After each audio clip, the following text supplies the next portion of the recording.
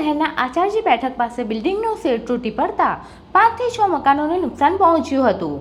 ભરૂચના આચાર્યની ચાલમાં ગત રોજ વરસેલ વરસાદને પગલે આજે સવારે 8 કલાકના અરસામાં બિલ્ડિંગનો શેડ ધડાકાભેર બાજુના 5 થી 6 મકાનો ઉપર પડતા સ્થાનિકોમાં નાસભાગ મચી જવા પામી હતી.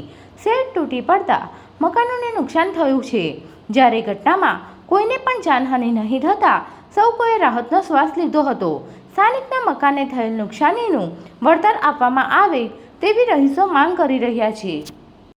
હું વિનોદભાઈ પ્રવીણભાઈ વસાવા બોલું છું. કાલ રોજ 8 વાગ્યાના રોજ હું ઘરમાં હતો અને બાજુનું બિલ્ડિંગનું આખું છાપરું તૂટીને અમારા ઘર પર આવી ગયું. બિલ્ડિંગની મોટી મોટી રગેસો ઉપર પડી ગઈ. અમે રાતે કમ્પ્લેન કરી પણ કોઈ પણ કાર્યકર્તા જોવા નહીં આવ્યું, ના ભાજપનું ના કોંગ્રેસનું કોઈ પણ જોવા નહીં આવ્યું. અમે આખી રાતના 4-5 ઘરવાળા અમે બધા અહીંયા આગળ આખી રાતના બેસી રહ્યા છે. અમે ભૂકા તરસા આવીના છે, કેટલી કમ્પ્લેન કરી, હજુ તક કોઈ આવ્યું નથી. આખું સ્લેબ અમારા ઘર પર પડી ગયું છે. અમારા ઘરમાં ટીવી, બધું વાસણ, ફ્રીજ બધું જ અમારું ચીબાઈ ગયું છે. 5-6 લાખનું અમારા ઘરમાં નુકસાન થયું છે. હજુ તક કોઈ કાર્યકર્તા જોવા નથી આવ્યા. અમે નગરપાલિકા બધે જઈને આવ્યા છે. આ આવશે તો અમારું સ્લેબ ખસેડશે. Subscribe now and press the bell icon.